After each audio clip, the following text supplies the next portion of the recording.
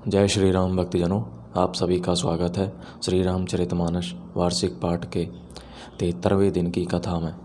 श्री रामचरितमानस जो श्री तुलसीदास जी द्वारा रचित है, इसमें हम वार्षिक पाठ के अंतर्गत 3 दोहे प्रतिदिन और 6 दोहे मंगलवार के दिन पाठ करते हैं, जिससे हमारी संपूर्ण रामायण 1 वर्ष से पहले 11 महीने में पूर्ण हो जाती है। जिन भक्तजनों पे समय की कमी रहती है, वे प्रतिदिन 10 से 15 मिनट देकर अपना जीवन सफल बना सकते हैं। बोलो जय सियावर रामचंद्र की जय।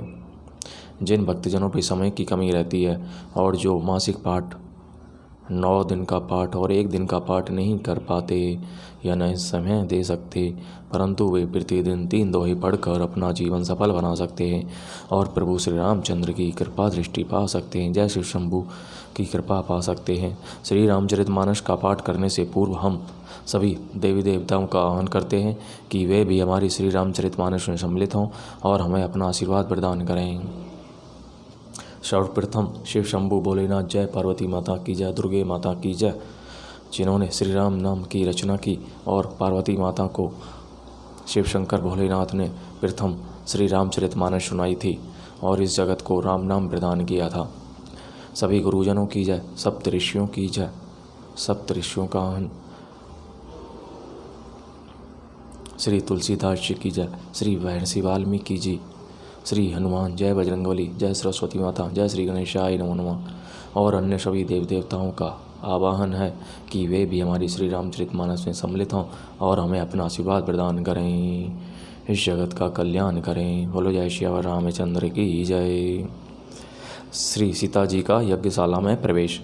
जानी सो अवसरो सिय तब पठई जनक बुलाई, चतुर सखी सुंदर सकल सादर चली लवाई। तब सो मंगल भवनीय मंगलहारी, द्रवौ सो दशरथ अजर बिहारी। तब सो अवसर जानकर जनक जी ने सीता जी को बुला भेजा। सब चतुर और सुंदर सखियाँ आदरपूर्वक उन्हें लेवा चली। सिय शोभा नहीं जाय बखानी, जगदम्बिका रूप गुण खानी। उपमा सकल मोही लघु लागी, प्राकृत नारी अंग अनुरागी। रूप और गुणों की खान जगत जननी जानकी जी की शोभा का वर्ण नहीं हो सकता। उनके लिए मुझे काव्य की सब उपमाएं तुच्छ लगती हैं, क्योंकि वे लौकिक स्त्रियों के अंगों से अनुराग रखने वाली हैं, अर्थात वे जगत की स्त्रियों के अंगों को दी जाती हैं। काव्य की उपमाएं सब त्रिगुणात्मक माइक जगत से ली गई हैं। उन्हें भगवान की स्वरूपा शक्ति श्री जानकी जी के अप्राकृत चिन्मय अंगों के लिए प्रयुक्त करना, उनका अपमान करना और अपने को उपहास पद बनाना है। सिय बरनीय तेई उपमा देई, को कवि कहाई अज सु को लेई। जो पट तारिय तिय समसिया, जग असी जो बेती कहाँ कमेनिया। सीता जी के वर्णन में उन्हीं उपमाओं को देकर कौन कुकवि कहलाए और अपयश का भागी बने, अर्थात सीता जी के लिए उन उपमाओं का प्रयोग करना सुकवि के पद से च्युत होना और अपकीर्ति मोल लेना है। कोई भी सुकवि ऐसी नादानी एवं अनुचित कार्य नहीं करेगा। यदि किसी स्त्री के साथ सीता जी की तुलना की जाए तो जगत में ऐसी सुंदर युक्ति है ही कहाँ जिसकी उपमा उन्हें दी जाए। गिरा मुखर तने अरद भवानी, रति अति दुखित अतनुपति जानी। बिस बारुनी बंधु प्रिय जेहि, कहिए रामा सम किमि वैदेही। पृथ्वी की स्त्रियों की तो बात ही क्या, देवताओं की स्त्रियों को भी यदि देखा जाए तो हमारी अपेक्षा कहीं अधिक दिव्य और सुंदर हैं। तो उनमें सरस्वती तो बहुत बोलने वाली हैं, पार्वती अर्धांगिनी हैं, अर्थात अर्धनारी नटेश्वर के रूप में उनका आधा ही अंग स्त्री का है, शेष आधा अंग पुरुष शिवजी का है। कामदेव की स्त्री रति पति को बिना शरीर का अर्थात अनंग जानकर बहुत दुखी रहती हैं और जिनके विष और मध्य जैसे समुद्र से उत्पन्न होने के नाते प्रिय भाई हैं, उन लक्ष्मी के समान तो जानकी जी को कहा ही कैसे जाए। जो छवि सुधा भयो निधि होई, परम रूपमय कच्छप सोई। शोभा रजु मंदरु सिंगारू, मथे पानी पंकज निज मारू। जिन लक्ष्मी जी की बात ऊपर कही गई है वे निकली थी खारे समुद्र से, जिसको मतने के लिए भगवान ने अति कर्कश पीठ वाले कच्छप का रूप धारण किया और रस्सी बनाई गई। महान विषधर वासुकी नाग की मथानी का कार्य किया। अतिशय कठोर मंद्राचल पर्वत ने और उसे मथा। सारे देवताओं और दैत्यों ने मिलकर जिन लक्ष्मी को अतिशय शोभा की खान और अनुपम सुंदरी कहते हैं, उनको प्रकट करने में हेतु बने ये सब असुंदर और स्वाभाविक ही कठोर उपकरण। ऐसे उपकरणों से प्रकट हुई लक्ष्मी श्री जानकी जी की समता को कैसे पा सकती हैं? हाँ, इसके विपरीत यदि छवि रूपी अमृत का समुद्र हो, परम रूपमय कच्छप हो, शोभा रूप रस्सी हो, श्रृंगार रस पर्वत हो और उस छवि के समुद्र को स्वयं कामदेव अपने ही कर कमल से मथे। एहि विधि उपजय लच्छी जब सुंदरता सुखमूल, तदपि सैकोच समेत कभी कहीं सिय समतूल।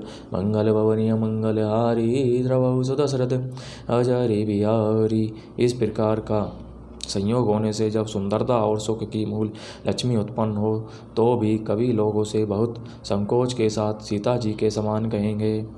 जिस सुंदरता के समुद्र को कामदेव मथेगा वह सुंदरता भी प्राकृत लौकिक सुंदरता ही होगी, क्योंकि कामदेव स्वयं भी त्रिगुणमयी प्रकृति का ही विकार है। अतः उस सुंदरता को मत कर प्रकट की हुई लक्ष्मी भी उपर्युक्त लक्ष्मी की अपेक्षा कहीं अधिक सुंदर और दिव्य होने पर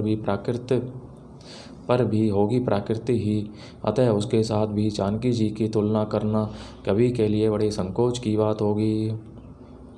जिस सुंदरता से जानकी जी का दिव्य अति दिव्य परम दिव्य विग्रह बना है वह सुंदरता उपयुक्त सुंदरता से भिन्न अप्राकृत है। वस्तुतः लक्ष्मी जी का अप्राकृत रूप भी यही है। वह कामदेव के मतने में नहीं आ सकती और वह जानकी जी का स्वरूप ही है, अतः उनसे भिन्न नहीं और उपमा दी जाती है। भिन्न वस्तु के साथ इसके अतिरिक्त जानकी जी प्रकट हुई हैं। स्वयं अपनी महिमा से उन्हें प्रकट करने के लिए किसी भिन्न उपकरण की अपेक्षा नहीं है, अर्थात शक्ति शक्तिमान से अभिन्न अद्वैत तत्व है। ये तब अनुपमेय है। यही गूढ़ दार्शनिक तत्व भक्त शिरोमणि कवि ने इस अभूत अलंकार के द्वारा बड़ी सुंदरता से व्यक्त किया है। चली संग लय सखी सयानी, गावत गीत मनोहर वाणी, सो नवल तनु सुंदर सारी, जगत जननी अतुलत छवि भारी। सियानी सखियाँ सीता जी को साथ लेकर मनोहर वाणी से गीत गाती हुई चली। सीता जी के नवल शरीर पर सुंदर साड़ी सुशोभित है। जगत जननी की महान छवि अतुलनीय है। भूषण सकल सुदेश सुहाए, अंग अंग रची सखिन ने बनाए, रंग भूमि जब सिय बगुधारी, देखी रूप मोहे नर नारी। सब आभूषण अपनी अपनी जगह पर शोभित हैं, जिन्हें सखियों ने अंग अंग में भलीभांति सजाकर पहनाया है। जब सीता जी ने रंगभूमि में पैर रखा तब उनका दिव्य रूप देखकर स्त्री पुरुष सभी मोहित हो गए।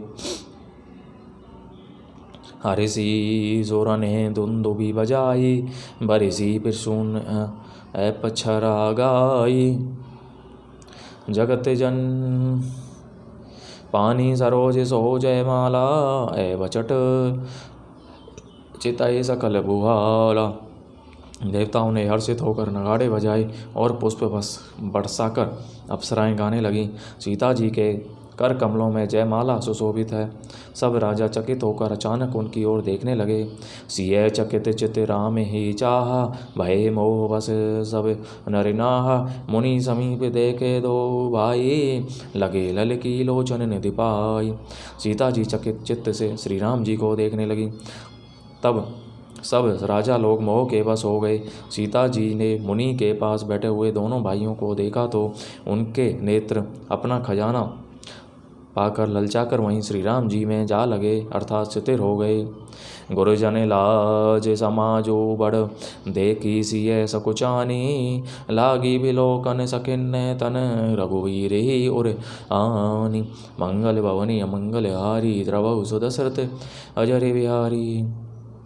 परंतु गुरुजनों की लाज से तथा बहुत बड़े समाज को देखकर सीता जी सकुचा गईं। वे श्री राम जी को हृदय में लाकर सखियों की ओर देखने लगीं। राम रूप अरु सिय छवि देखें, नर नारी ने बरी हरि निमेशें, सोचे ही सकल कहत सकुचाही, विधि विनय करे ही मन माही। श्री रामचंद्र जी का रूप और सीता जी की छवि देखकर स्त्री पुरुषों ने पलक मारना छोड़ दिया। सब एकटक उन्हीं को देखने लगे। सभी अपने मन में सोचते हैं पर कहते सकुचाते हैं। मन ही मन वे विधाता से विनय करते हैं। हरु विधि बेगी जनक जड़ताई, मति हमारी असी देहि सुहाई, बिनु विचार पनु तजी नर नाहु, सिय राम कर करे विवाहु। हे विधाता, जनक की मूढ़ता को शीघ्र हर लीजिए और हमारी ही ऐसी सुंदर बुद्धि उन्हें दीजिए कि जिससे बिना ही विचार किए राजा अपना प्राण छोड़कर सीता जी का विवाह राम जी से कर दें। जगो भल कही ही भाव सब काहू, हट कीने अंत हो उरिदाहु, एहि लालसा मगन सब लोगु, भरोसा विरो जान की जोगु। संसार उन्हें भला कहेगा क्योंकि यह बात सब किसी को अच्छी लगती है। हट करने से अंत में भी हृदय जलेगा। सब लोग इसी लालसा में मगन हो रहे हैं कि जानकी जी के योग्य वर तो यह सांवला ही है। बंदीजनों द्वारा जनक प्रतिज्ञा की घोषणा, राजाओं से धनुष ने उठना, जनक की निराशाजनक वाणी। तब बंदी जनक बुलाए, बिरदावली कहते चली आए, कह निर्बुझाई कहो बन मोरा, चले भाट ही है हर सुन थोरा। तब राजा जनक ने बंदीजनों भाटों को बुलाया। वे बिरदावली वंश की कीर्ति गाते हुए चले आए। राजा ने कहा, जाकर मेरा प्रण सबसे कहो, भाट चले। उनके हृदय में कम आनंद न था। बोले बंदी वचन भर सुनहूँ सकल महिपाल, पन विधे कर कहीं हमें भुजा उठाई विशाल, मंगल भवनी अमंगल हारी, द्रवहु सुदशरथ अजरि बिहारी। भाटों ने श्रेष्ठ वचन कहा, हे पृथ्वी की पालना करने वाले सब राजागण, सुनिए, हम अपनी भुजा उठाकर जनक जी का विशाल प्रण कहते हैं। बोलो जय श्री रामचंद्र की जय। तो इस प्रकार भक्तजनों, आज की कथा का विराम यहीं पर होता है। बोलो जय श्री रामचंद्र की।